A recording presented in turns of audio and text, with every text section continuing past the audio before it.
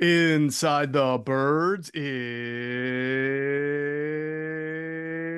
back. What's up, everybody? It's Geoff, Mosher, and Adam Caplan here for an Inside the Birds that's presented by our friends at Ocean Casino Resort in Atlantic City. It is the exclusive Jersey Shore resort of Inside the Birds. In our last podcast, Adam and I we went deep inside some of our concerns about the Philadelphia Eagles coming out of OTAs, going into training camp in the season that are beyond just normal concerns. We really went inside. As promised, Adam, right? We're not a bunch of Negadelphians, negative Nancy's, whatever you want to call us. As promised, we complete this two-part series in this podcast with the handful of things that we are encouraged about over the Philadelphia Eagles coming out of camps, going into training camp in the season. So this will be a much more positive sounding podcast than the last one. And I gotta give a little hat tip and a clap to our audience, the commenters. Most people understood the point of our last pod and did not come down on us and did not say we're one person sarcastically said, "Oh my God, so critical," as a joke, right? So that's cool. So people understood what we were doing and what our objective here is in this two-part series. Yeah, you know what they need to do on social media? Because a lot of us would joke Stop on going on Twitter. it. What's that? Just stop going on it. Oh, on what I call anti-social media. No, but can we get a sarcasm button? Because Musk, when he bought Twitter, like he claimed of all the things are going to be better, and they're really not. Um, Look, he took away a bunch of things, and you still have the block button, certain things. But man, could they put a sarcastic button in just so people know that you're being sarcastic? Because you can't tell on social media. But on the comment you said, it was that because some people have been with us for many years, some of our listeners and viewers, they totally get us, they get it. Some don't, but clearly they got it, as you were saying. And I got a chuckle when I read those comments on our YouTube comments. I thought it was just funny. People clearly got it. It's probably some of the most comments we got in on our recent shows and on this last one. And this one, as you know, as we put the show together, as I was going through my list. I know you said you want to do five. I mean, I have way. I'm like last season. I went in thinking, okay, they've got seven new starters. This team clearly is not going to be as good as 22. Mm-hmm. Now, did I think they'd make a bigger run than the first round? Of course I did. I didn't, but no one could have known they go from 10-1 to losing 6 out of 7. Like you can't make that up. Right. You don't know that. Like that's going to happen. There were a lot of things we didn't quite foresee coming. Whereas I'm kind of bullish on this team with an asterisk. We have to see how the young corners develop, and that's something to be feeling good about. There's a revised defensive coaching staff. We'll get into that. Offensive additions. We'll get into that. As we do in every show, we add more stuff that we add to our reporting and information, and we're going to do that today. But just to sum it up, I'm feeling a lot more optimistic at this time than I was last year. In June, I there was too many questions. Joe Banner nailed it. Joe told us when it wasn't just the seven starters. He goes, look, they're taking some downgrades. I mean, Yeah. Joe is, a lot of people don't know this. Joe was super bullish on the Eagles 2017 team. It was before we were doing our shows. Right. But I remember talking to Joe leading up to that season. He and I argued pretty strongly the 16. I was right. He was wrong on the 16 team, but he nailed it in 17. And so he's not an Eagles hater. Trust me, he actually is rooting for the Eagles. He wants the Eagles to win. He has no animosity. He helped build that organization. A lot of things that he put into place, they still do. Mm-hmm. Joe pointed out last year there were the flaws in the roster. He was Right. right. Right. I'm interested when we talk to him next month. I cannot wait to hear what he's got to say.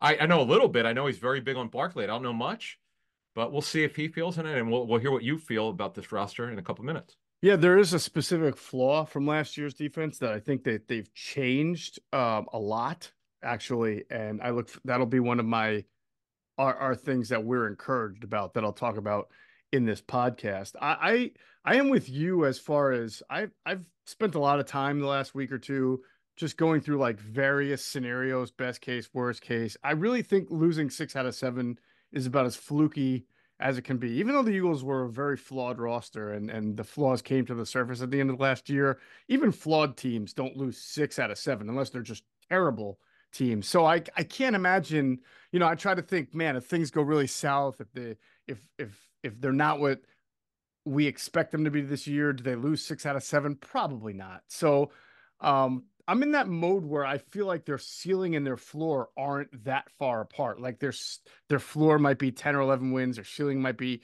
12 or 13. I think there are better overall teams, but that doesn't mean those teams will win.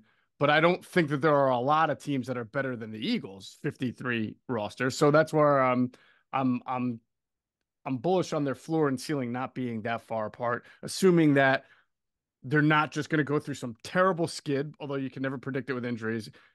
And then likewise, they're not going to be like 15-2 either. I just don't think That that ain't schedule. happening. Yeah, that's not happening. So that's why that's where I'm at right now with where they are from a roster standpoint. And I look forward to going through some of the Yeah. things that we're really encouraged about that people might not really be talking about. That's the point of this. It's not just to say, Mhm. "Hey, I'm encouraged that the Eagles have AJ Brown." Well, yeah, no shit. Like, I mean, of course, Thank you. Yeah. right? He's not ownership, by the way. We're not, I don't need to tell you, and Geoff doesn't have to tell you how great they are for the two starting receivers. You know this already. That's not the Right, point of doing the show. right. We're taking stuff that other people have told us around the league, coaches, and um, yeah, that's probably going to lead off the offensive scheme we got from a coach from another team who did it actually an offseason stuff. I just got this week. Um, we'll elaborate on this. And he went over the Eagles' offensive scheme because he was looking, coaches. They also look at what other teams are doing. They try to steal plays and from the coaching tape. They go, wow, I really like that. Like they'll take ideas or concepts and because they always want to know what's the next thing. And I didn't get, last season's. I know they're running the same scheme, but there are a lot of people thought it was too vanilla. Yeah. We're not absolving Hurts. Hurts had his own issues, which we talked about the last Mm. show. But I'm telling you, this thing is with Kellen Moore here. I'd be stunned if it doesn't work.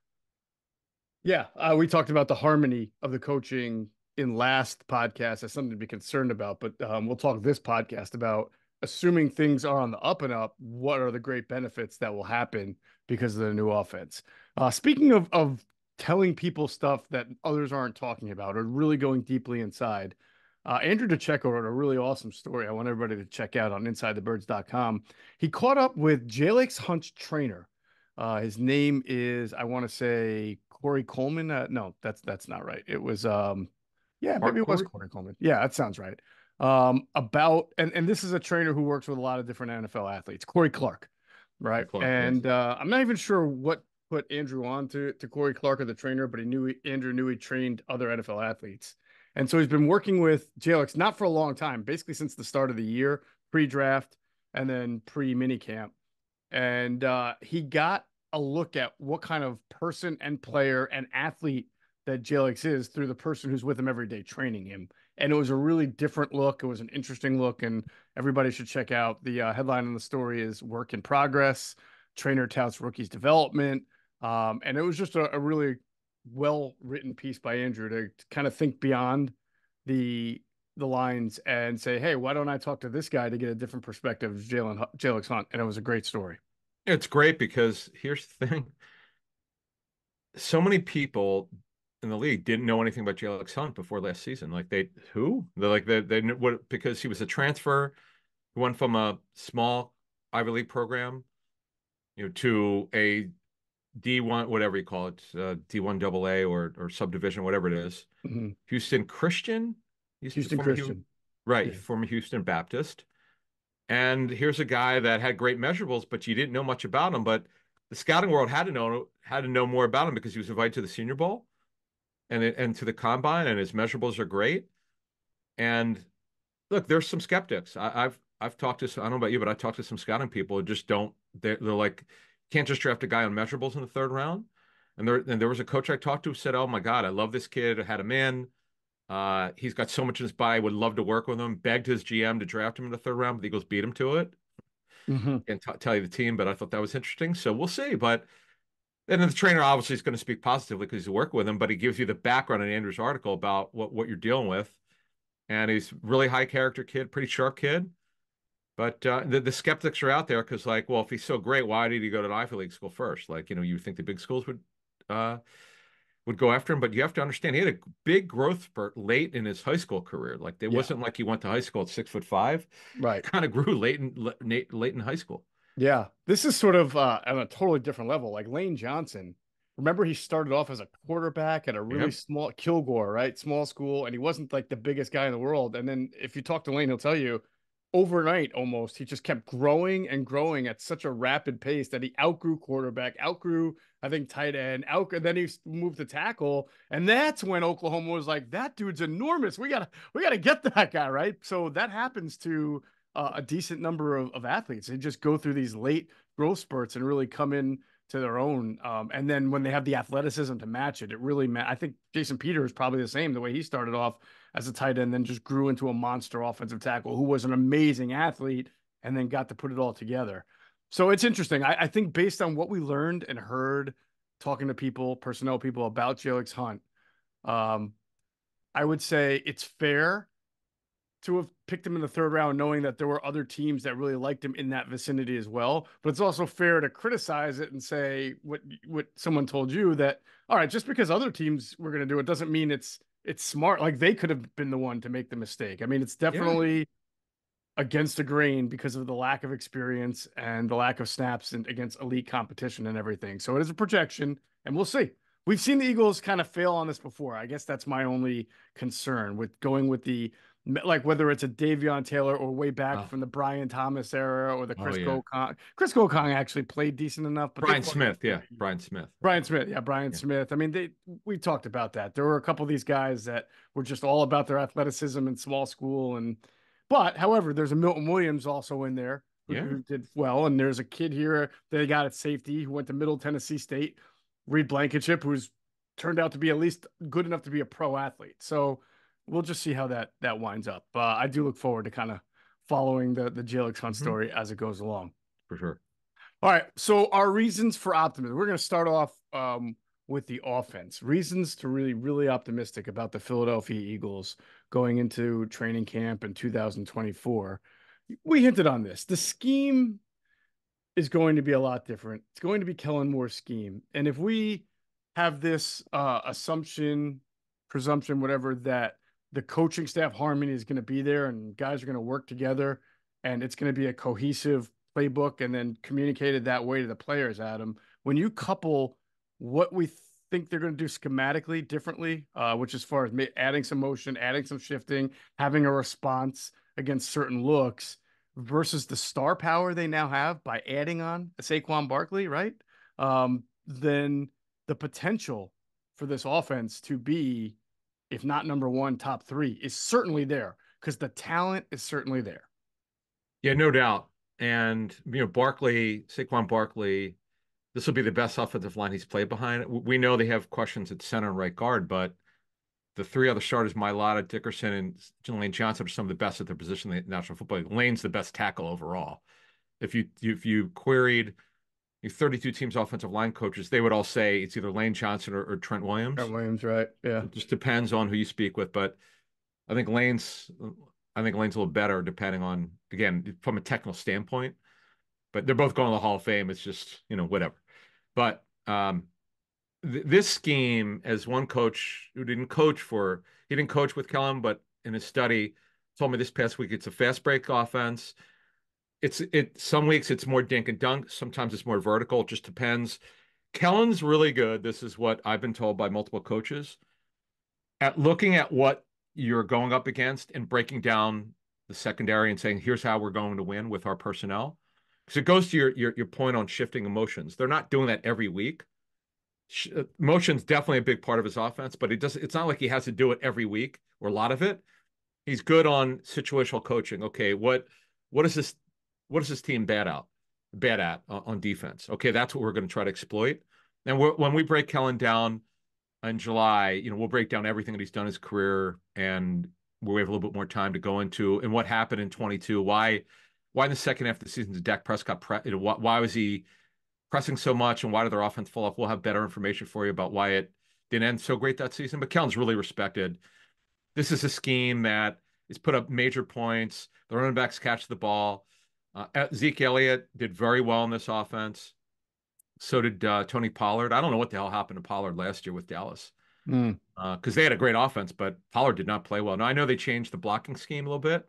Mm-hmm. Maybe that was because of it, and they went to more zone because they went to a West Coast offense. Mike McCarthy wanted to call the plays. He called the plays. and he wanted to run his West Coast, and that's not Kellen Moore, so it was different. But there's a major potential, as one person told me, for points for this offense to score a ton of points because he's done it, but he's been there and done that. Now you have to have talent, and if they don't have any injuries with AJ Brown, with Smith, with Goddard and Barkley, and we'll see what the number three receiver looks like with Paris Campbell. Right now, he's the three. They don't have anyone else who could do it. There's a tremendous potential here. They can't have any injuries. They just don't have the depth at receiver. But the potential for this offense, I don't have the numbers in front of me. I mean, I know 22 is pretty special. This offense could be right up there, if not better. One of the things, Adam, about the offense that I think as we go deeper inside it, that will be drastically different for the better is the usage of the middle of the field. If you go through Kellen Moore's history, last year, Keenan Allen, at a pretty old age, when healthy, was destroying opposing defenses, mostly as an interior receiver for the Chargers. He has in-out flexibility, but he did a lot of damage from the inside. And then go back to the first few years of CD Lamb in Kellen Moore's offense, and he was used a lot on the inside. I mean, he was probably last year more 50-50, but the years before, he was probably like 75-25, fair to say, Hmm. slot to outside. Now, we've browbeaten the idea like, well, you don't have a third receiver, but you have a really good interior tight end or flex tight end in Dallas Goedert. And you do have guy like Devontae Smith and even AJ Brown who have in-out flexibility at times to be able to line up inside. And what I expect with Kellen Moore now, and way more than we saw last year, is the type of bunch formations, the formations that allow you to have multiple in and out breakers at one time to get free and use space guys over the middle. And that's always been, even 2 years ago, Jalen Hurts, that wasn't his best. He was a better deep thrower, but I believe there'll be an opportunity to unlock what Jalen Hurts can do over the middle. I don't think that's anything wrong. Like he can't throw it over the middle. I just think he needs reasons and open people to do it to. And I expect with this offense, we'll see more of that. To give you an idea, now Keenan Allen raved about Moore because he was more of a Z receiver than Correct. inside. Mm-hmm. And to give you an idea of how great Keenan Allen was headed for career highs in everything before he got hurt, and he didn't finish. He missed the final 4 games, and he was hurt in others. Mm-hmm. This is insanity what he did. He had 150 targets, 108 catches, and he missed 4 games. So he was on pace for 180 to 190 targets. I don't know what the NFL record was. I think Mm-hmm. Marvin Harrison had it because he Marvin Harrison has had the single season record for receptions at one point, but it was just insanity what he was doing. Okay, I'm going to give you an example how great Keenan Allen was with Kellen Moore. Mm-hmm. Again, I don't know what the record was for double-digit target games. Week 2, 10. Week 3, 20 targets. Week 5, 11. A game of 10, 14, 16, 16, 12.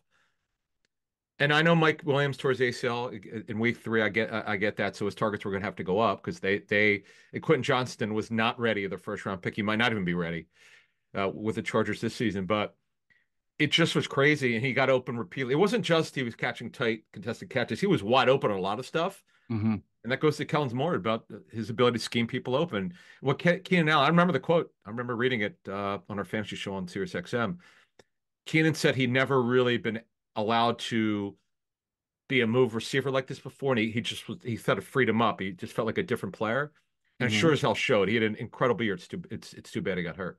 Right. Yeah. Yeah. I think when the Chargers were mostly they were using him as a Z in a two receiver formation and then flexing him inside when they had three receivers, although they had Mike Williams was hurt for quite a while. So their other two receivers were Quentin, what's the guy, Quentin, that they picked in the first round? Johnston, but the other one Quentin was Johnson, right? my guy Josh Palmer. And Remember Josh Josh Palmer? Palmer. Both He of got those hurt guys too. were, yeah, Yeah. and both those guys are outside guys for different reasons. Yep. Palmer has speed, and Quentin was a big body X. So Allen would be the middle interior receiver in those three receiver formations, and that's really where he feasted. So I don't know if Kellen Moore is going to say, "Hey, I can take Devontae Smith and put him way more in the slot for advantages, and then stick Paris Campbell on the outside where he's better suited." occasionally, not all the time, but in certain formations where again, bunch trips, things like that to confuse the defense on where guys are going. But there'll be a really good opportunity here for him to exploit the middle of the field. Yeah, and we'll learn that in training camp. There's some tells that you get. Like we learn not to, no matter how much the running backs catch the football in training camp, sometimes you have to disregard it Oh because God, yeah. that was that never happened. Sure looked like it was going to happen. It didn't happen. But Paris Campbell could play the Z position. He's done it before. He's been a Z and he's been a Y Right. slot receiver. So we'll see how that works out. And if Paris Campbell is, if Smith's out for a play or two and they put Campbell and they want to go three wide, the hope is that Nias Smith could be their inside receiver Right. where he fits in well. We'll see what happens. But I'm looking forward to this up. To sum this up, man, this thing's going to look good. Now, on your point, I know you were saying it in passing. I know what you meant. The question now is how much of what Sirianni liked, because Kellen's calling the plays, it's his scheme. Because I know the way it works. Coaches, they get together. Okay, what did Kellen like from last year's scheme? Really, the last 3 years. What does Kellen want to keep? What does he want to junk?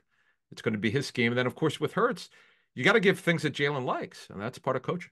Yeah, I always joke that the 10% that's being kept in the offense is the tush push, but like that's one Has thing that to. they did well. Has So to. they're gonna do that. Yeah. Oh yeah. Um, Worked. so the overall theme there, formational variety. I think we're gonna see that a lot more. That's not really a big West Coast thing, although Andy Reid has really added it as he's gone along, but his offense is not old school West Coast anymore. It's a way Yeah. deviated form of it. But I think with what Nick was doing here for the most part of 3 years, mostly what they did when they weren't running RPOs, they were running route concepts that were very West Coast traditional. Even stuff that Doug did was West Coast traditional and not as much. We got on Doug for not using spread, not doing anything formationally creative in that last year to try to free guys open. So I do think you'll see that more, and then that should help the middle of the field. So let's talk Barkley here.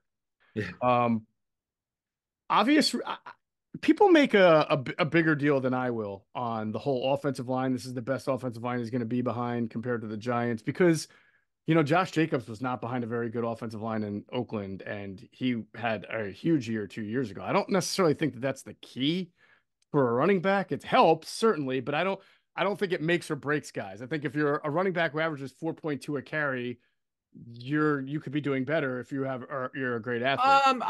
I hear you. I don't necessarily disagree, but it's really hard if you have a if you've got a bottom five offensive line and talent, it's really hard, man. Well, I think for Yeah, me though, when I look at the Giants and Barkley's production not being better, it's the not just the offensive line, it's that and the lack of any playmakers at the quarterback or receiver sure. position that even take attention, Add which that. put Fair too enough. much pressure on the offensive line to have to generate push too much. So here is where I think it's less about it's about the Eagles offensive line, but it's more about the surrounding amount of talent that the defense is going to have to pay attention to.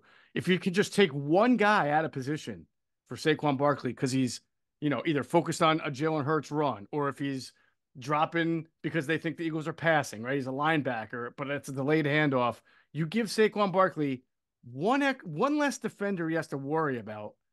I think that can go a long way. And that's what I'm expecting is that he's going to be able to use his natural abilities a little more and make more explosive plays. I do not think this guy's getting the ball 25 times a game, Adam.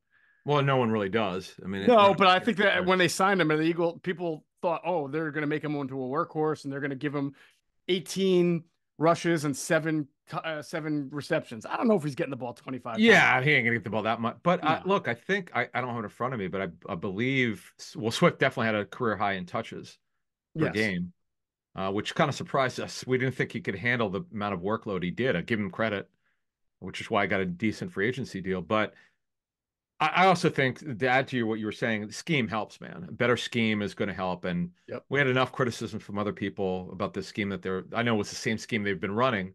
They had been running, but it didn't work last year.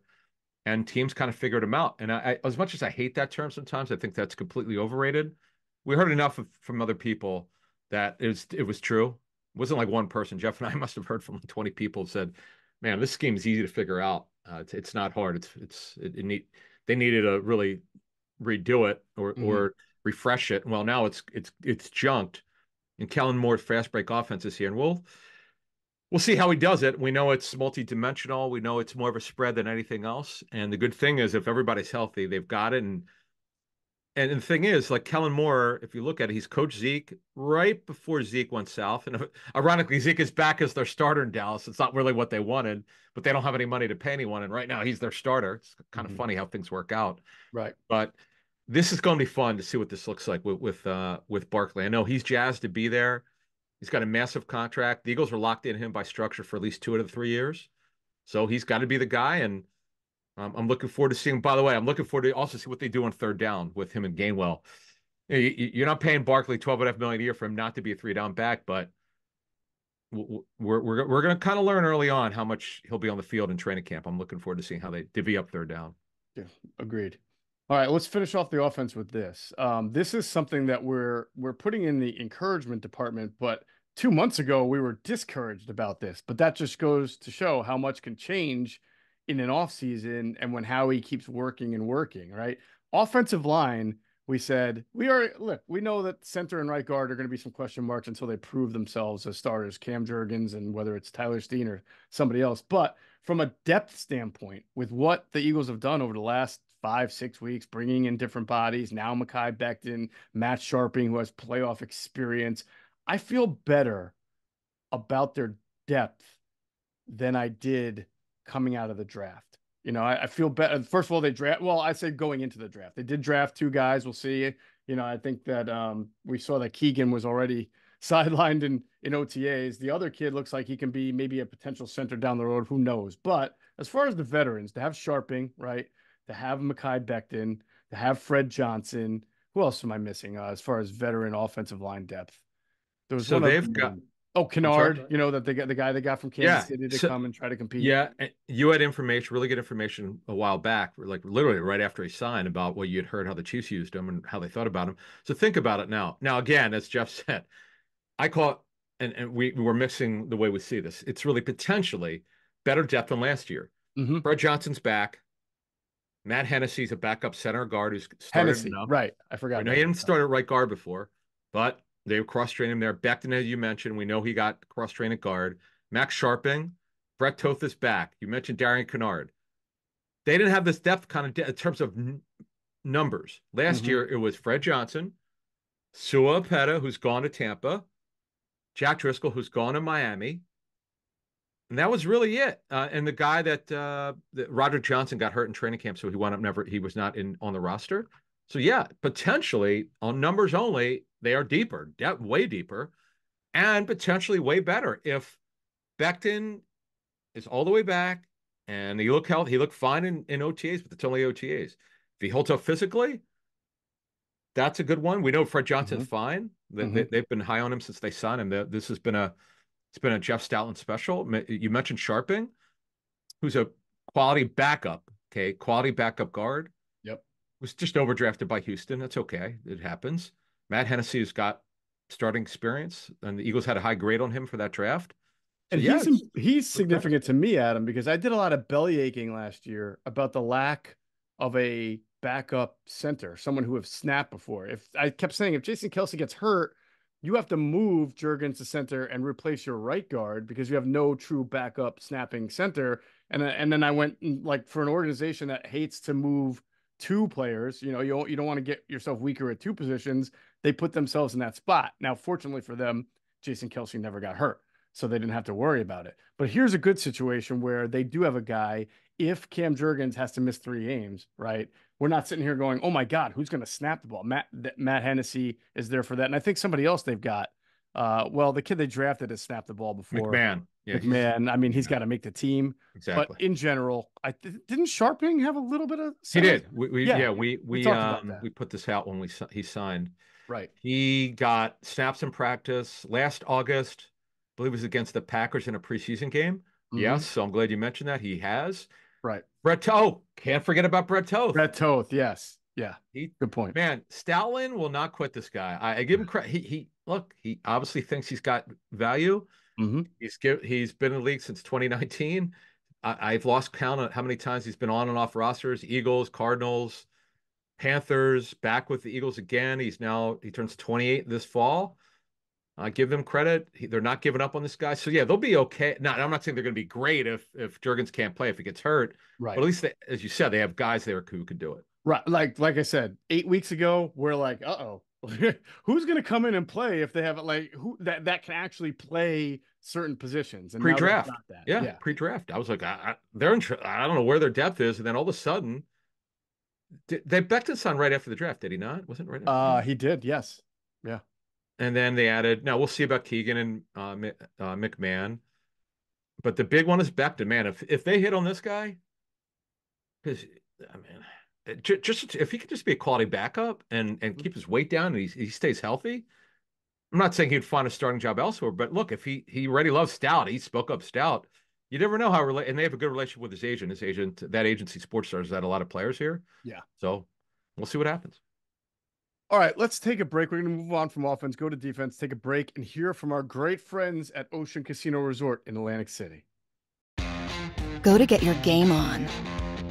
Go for the beers. Go for the cheers. Go for the hit and the hits. Go for the stakes and the stakes. Go to get your parlay on. Go to get your party on. Go for the scene. Go for the screens. Go for the gallery. Go for the win. Go to Ocean. Visit theoceanac.com to plan your visit. Adam, we also want to welcome our newest members to the Patreon community, Jimmy and Alan. And of course, they will reap all the great benefits, the bonus content, the weekly chats on Discord with you, our Ask ITB live streams. We'll be doing another one of those on Wednesday, a couple nights from now. Look forward to having our whole community there. And as we keep mentioning, stay tuned for our relaunch announcement that'll be coming in a few weeks from now. And we're just going to keep adding content, more and more great content to our Patreon community. That's patreon.com/inside the birds to get it. Patreon.com/inside the birds. Yeah, and by the way, I put up two things. So we put up a list of the best available free agents on our Patreon page. You can see it in terms of the positions the Eagles need. We'll do defense next week, so that'll be up there. And I'm going to be on Discord more in our air. We have a Discord channel. I'll be there a little bit more starting this week and join in. I have a little bit more free time, so we'll get that done. And looking forward to our season offerings, which we'll announce right before training camp. And we've got a couple of things we're sitting on, which are kind of fascinating, which we can't talk about yet, but we look forward to announcing that at a later date. There you go. All right, let's proceed with things we're encouraged by on defense. It's hard not to there's a lot of change on defense. And if you go by the slogan, it can't be worse than last year, then a lot of things will just automatically be improved. But I'm of the belief, Adam, that coaches aren't miracle workers. I mean, there are some excellent coaches out there that can get the most out of sometimes modest talent, but you need talent to win. And what's really illustrative of that is if you look at Vic Fangio's history as a play caller, whether he's a coach or a defensive coordinator, I believe he has as many bottom 10 finishes as top 10 finishes, which that's fine. A lot of coaches have that. And I only bring that up to say every coach, no matter how good their scheme is, needs the right talent and the talent to match the scheme. But what encourages me the most about this coach and the set of coaches is that I always believe you need a baseline, and your baseline has to be that your coordinator trickles down to the position coaches. And when you look at Clint Hurt, right, who's coached defensive line under Vic Fangio before, and you look at Christian Parker, the defensive backs coach, who's coached under Vic Fangio before. Bobby King, the linebackers coach, hasn't, so that's one who has not. But a lot of these guys on the staff have coached under Vic. They already know the message. They already know the philosophy. They already believe in it. That's why they're here. And they get to implement that from the beginning. So when you look at how discombobulated, how confused, how, I don't know, what's the term for not being on the same page? Everybody was from the start last year. Disconnected, right. Yeah. That should not even be close to an issue this year. And that already should make a difference. It doesn't mean everybody in the Eagles is going to be 10 times better than they were last year, but at least your foundation, right? What you do will be trickled down from the top to the bottom fairly quickly and should be a streamlined process that's easy and communicated well. First of all, they've run this scheme since 21, so this is year 4, but they got the guy, the master of the father of it. Yep. It's hard if you look at his career, which has been well storied. People who've worked with him tell me that the best job he ever did with the Bears, because they made the trade for Khalil Mack, but guys who are good players took their games to another level. One personnel man who worked for the Bears then said he was Savant, the smartest football guy I'd ever been around. This guy that I talked to has been around a lot of really smart football people. They made a Super Bowl with the Niners. It's been well storied. Maybe the best coaching job, and I'd have to ask Bill Polian this, but he was the defensive coordinator when the Panthers shocked the world when they're as an expansion team. For 4 years he was their D coordinator. He did an incredible job with. Everyone thought the late great, he wasn't late then, Sam Mills from Montclair State, and USFL linebacker. Vic worked with the Philadelphia Stars and Jim Mora. Everyone thought it was over for him, Kevin Green, Lamar Lathan, and they made such a run very early in their career there. And remember when I think Vic had left, did they make the championship game? The Panthers, maybe? I don't know. I don't have it in front of me. I have to go. I forget. But I know they embarrassed Dallas. I know that, which is great. But he did a great job there. It's just the guy's had a storied career. We'll break him down in totality, next month. But so many players have done well, and he's had guys who were average players take it to another level. He's got a good coaching tree. It's just getting the guy in the twilight of his career. The Miami thing's a little bit odd. Of some of the veterans who didn't like him, who knows what the real story is. I know some people I've talked to said he can be a little bit inflexible, but we know that about a lot of old stodgy guys. There's things a certain way. They want it done a certain way, and some guys just don't take to it. It is what it is. But so they got Vic in there. So this is obviously a plus. The revised coaching staff, I've heard a lot of good things about Bobby King. We'll break him down next month, but less chaos, as you said. It's going to be more cohesive unit, coaching staff. I'm not saying there was infighting, but it was not cohesive. It's going to be the D-line coach is one of the best in the NFL. That Clint Hurt, getting him is huge for a defensive line. It's got to grow, and I like that Clint Hurt at this stage of his career gets to work with a very young group that needs to be coached and molded. I love that. They're getting younger in the secondary. That's another major plus for me. Yes. Because they have the oldest cornerback tandem in the National Football League. They only have one. They have the oldest cornerback right now, I believe, in Slay, turns 34 in January. But still could play. Now, he may not be the same player he once was, but he also had knee surgery. That might have been part of it. But they're getting younger. The talent level on defense is better than it was last season. I'm not saying they're going to be better at middle line or inside backer or off the ball linebacker, but they have more players. The competition is going to be good. The competition is going to be fierce at corner. I'm looking forward to that. So again, there's a lot of good where there were a lot of questions at this time last year.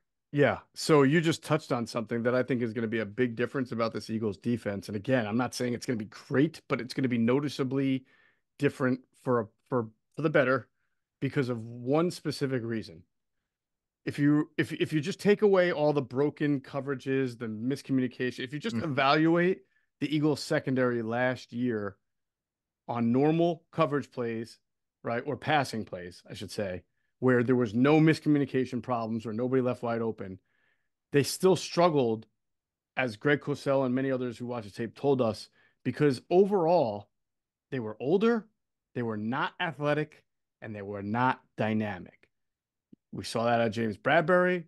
Avonte Maddox got hurt. You get Bradley Roby in there. I mean, he's a guy who's a little bit longer in the tooth, right? He gets hurt. Then you're juggling around different nickels. All right. At safety, Justin Evans. Terrell Edmonds is a great athlete, but not dynamic. And that's why he lost his job. I mean, he's never been a great playmaker in the NFL. Reed Blankenship, right? Even Darius Slay, who was their best corner last year, has lost a little bit of that elite playmaking ability that he had when he first came to the Eagles. Still a good player, right? But look at overnight how much more younger and dynamic they should be. I mean, the biggest thing about being slow and Kevin Byard, I forgot to mention him. Yeah. Another good, steady player, but was just not dynamic. And I think Greg Cosell said it was like the slowest back end of a defense that he had ever seen. But now, right, assuming James Bradbury is not going to be with the team we're starting, right? Quinyon Mitchell runs a 4.3. They're going to Cooper DeJean, terrific athlete. They'll figure out a role for him. CJ Gardner Johnson, terrific athlete and playmaker. Just got to keep him healthy. That's 3 guys out of 5. You usually start 5 if you're a nickel, right? 3 guys out of your 5 that should inject a whole lot more youth, athleticism, and dynamic playmaking into the secondary. And by the way, Rodgers could run. Is Isaiah Rodgers? Isaiah Rodgers, another, in the backup, right? Because if you went to the backups last year, you're not talking about high-end athletes as well. Yeah, and he could return. We'll get into special teams in a minute. Again, I'm not saying they're better at inside backer, but they have better depth. They've gotten younger. They have more talent. And Devin White's got to revive his career. To earn that, he should make $5 million this season. He's got to show it though. Dean's back. He's healthy right now. Zach Bond, Burks, Trot Jr., Van Sumeren, who flashed. I mean, they're going to be better at inside backer. How much better? I have no idea. But to get back to your point about how slow they were or how many issues they had, let's not forget, right? So they had one guy retired inside backer. What was the guy's name? Was it Mac? What was his name? Zach. Oh, Miles Jack. Miles Jack, not Mac. Jack. Miles Jack retired then. Came out of retirement, went to the Steelers. That was bizarre. Zach Cunningham played well, but he got hurt. He's an older player, had a lot of injuries. Nick Morrow, nobody wanted him. And the Eagles cut him. Then he wound up playing a lot. Then he got benched. You just go through all the issues that they had last season. Kevin Byard, poor guy. They make a trade for him. He needs to learn a new defense in season. That's hard to do. Bradbury dropped off. Ringo wasn't ready. Ricks did a good job for what he was asked, but he played more than they really wanted him to. Nolan Smith couldn't get on the field. There was a lot of bad on defense. Let's call it like it is. That defense was bad for a reason. A lot of guys were, and you mentioned Edmonds. Well, we told you when the Eagles acquired him, he's a backup player. The Eagles missed that on that evaluation. Well, let me give you the stats that illustrate everything you're saying. What do you think are the most important situational stats for defense? Third down. Eagles were 31st last year, second worst in the NFL. Oh. What's another good situational or defensive metric? Red zone defense? 30th, third worst team in the NFL. So that is why I sit here and say, I just refuse to believe they're going to be so slow and undynamic that they're going to be a bottom 5 defense situationally. Right. I think that they will be, I don't know if they're going to be top 5 or top 10. I think we got to see how these guys are, but just based on athleticism, youth, some playmaking that they've infused there, I got to think they're going to be top half of the league, if not top 10. Much better than that. Here's what we need to understand, folks, is that I know as bad as it looked the second half of the season, and even the first half, I know they had some games where they gave up a lot, but during their first half, where they only had their first 9 games, they were 8-1, right? They only had one loss. They were 10. It ended at 10-1, right? But before their bye week, they were 8-1. The best game of the season by far, they were incredible against the Dolphins. I know they had injuries that game, but the defense played really, really well. Yep. That was the size best game as their defense coordinator. They had plenty of games where they played well. Rams game. Second half of the Rams game. Yep. Yeah. Held them to 14. Bucks game. They played great. Yeah. Great. That was a Bucks offense that at the time hadn't found itself yet. But yeah. Okay. Week 3, plus, right? Mike Evans dropped about 8 passes wide open. Mike Evans did drop a lot of passes. You're right. But look, bottom line is they only gave up 11 points. Correct. But then the lack of discipline and whatever, I don't know what the hell. I still have not got a straight answer what the hell Matt Patricia was doing on defense. Because you talked earlier about the communication. It was so bad on defense. So it's coaching has a lot to do with it. And all that nonsense is gone, folks. It's not just the roster's better. The coaching's going to be better. 100%. And then again, just an extension of that, we have to be encouraged by what they have at cornerback now. By bringing in DeJean, bringing in Quinyon Mitchell, bringing Isaiah Rodgers in, Kelee Ringo being in year 2. I mean, that's 4 guys right there. And then you're at, Rick's got some experience last year. Job is a good special teamer who got experience last year. If you can find 6 guys and say, hey, if 3 of these guys work out, then that's only 50%, but that's a lot better than we were a year ago, 2 years ago. Like we said, I mean, this could be the deepest Eagles cornerback group and room in 20 years, 20, 25 years. So, I mean, that's saying something special. Think about it. Assuming Quinyon Mitchell is ready week 1, I wouldn't say that to start yet. We're not there yet. Everything we've heard behind the scenes is he's he's on schedule to where they thought he'd be at this point. But if that continues in training camp and it's him and Slay on the outside, and if Rodgers continues to that really good offseason, we know he can run.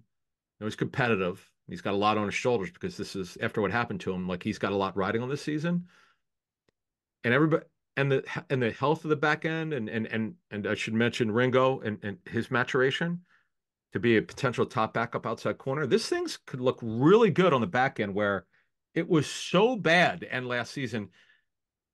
Like it's funny, as bad as the Bucs beat the Eagles, I thought they left like 30 points on the field. I thought that they could have like scored 60. It was so bad against Tampa in that playoff game. Yep, it was. All right, so that is the reasons defensively to be far more encouraged about the Eagles going into training camp and the season than what you had last year. We'll finish it off with some special teams real quick. Before that, we'll hear a word from our friends at Sky Motor Cars. Sky Motor Cars in Westchester is a different sort of dealership. All it takes is one look at their Highline pre-owned vehicles that people all over the country want and need. Owner Brett Schulter, make sure you don't spend a dime of your money before you purchase the car. Sky Motor Cars allows you to make all the decisions regarding your next vehicle. At Sky Motor Cars, you never have to spend more than necessary. Visit SkyMotorCars.com today or call 610-918-7225. And if you hop into Sky Motor Cars out there in Westchester, PA, make sure you tell them Adam and Jeff sent you. You'll get a great deal. If not, just go visit them at SkyMotorCars.com. Special teams. Well, I mean, it's hard not to already be encouraged by Jake Elliott, one of the best kickers, if not the best kicker in the league. Punting certainly, Adam, right, gives you reason for encouragement since the switch over last year from, why can't I remember his name? Who was the guy? The guy whose name was hard to pronounce. Aaron Sipos. Yeah. Sipos, yes. And then they went to the guy they got from the Steelers. Braden Mann, yeah. That was a great stare down. Give the Eagles credit. Like the Steelers were hoping the Eagles would trade for him. They knew that they put a waiver claim in on him. They didn't. So the Eagles let him pass through waivers. They brought him in. They signed him. Great story. They extended it. They re-signed him, extended him, extended Elliott. Lovato's back. So the battery, so to speak, is really, really good. The coaching's really, really good. The only thing, and we're going to look at this training camp, we want to see how they, with the revised kickoff rule, how the operation is. Because that's, Michael Clay and his staff have solved every issue they've had over the last 3 years. They're now one of the best coach special teams, no doubt, in the NFL. Yep. But now here's another thing that they're charged with now. Now they've got to take the next step here. So we'll see what happens. And honestly, I think part of what it will help is that he's got some first and second year players, Adam, who may not be starters, who are really good athletes that contribute on special teams, including Cooper DeJean, Jalix Hunt. We talked about him earlier. He played special teams at Houston Christian, and his coach said he's going to be a great special teamer. And we already know it's going to be hard for him to crack that top 5 pass rush rotation. So if Jalix Hunt contributes on special teams, that's good. Isaiah Rodgers, right, has great kick return ability. We know that the new kick return format is going to come into play. Will Shipley could wind up being a guy who returns some kicks. So I do think they have some dynamic guys who can contribute in all 4 special teams phases and kind of keep going what happened last year. Britton Covey was one of the best punt returners in the top 3 year. So he makes a team. He's got a shot to build on what he did last year. Yeah, no, from 2 years ago, they are a world different. I know. Again, they got Covey was arguably the NFL's best punt returner, and if you graded all the 32 punt returners, he's top 3 just in terms of quickness, everything you look for, hands, quickness, ball everything. He's really good. DeJean could do it. He's done it before. Isaiah Rodgers could do it. He's done it before. Kickoffs, Isaiah Rodgers has done it before. Shipley can do it. And Smith could do either. So they should be pretty good. We don't know enough about the coverage units in terms of the new kickoff rule, so we'll look into that. But overall, they're in really good shape here. Really well coached. I'm really encouraged with what Sirianni's done with his coaching staff. Look, they went to the college route last year. That was a failure. That obviously they've learned from that, and that's the one big thing, man. It's like they did the opposite this year. Like it's like we're getting veterans in here. That's what we're doing, and right. It was pretty clear that was purposeful. Yeah, 100%. All right, so that completes our 2-part series. Things last podcast that we were concerned about. This podcast, things that give us good encouragement for the Eagles going into next month's training camp and, of course, the start of the 2024 season. We have one podcast left this month, right? Before then, we start our July 4-part NFC East preview series with Greg Cosell. That'll be, I believe, the first podcast of July. So one last one this month before we get into that. And we look forward to that. Then that's going to do it for this episode of Inside the Birds. It's the leading podcast in Eagles intel. And as always, we thank you for flying with us inside the Birds. Be sure to check out our friends at PHLSportsNation.com. They're enhancing the fans' experience with their coverage of all Philadelphia sports teams. For the fan, by the fan is their motto. So make sure you check them out at PHLSportsNation.com and on Twitter at PHLSportsNation.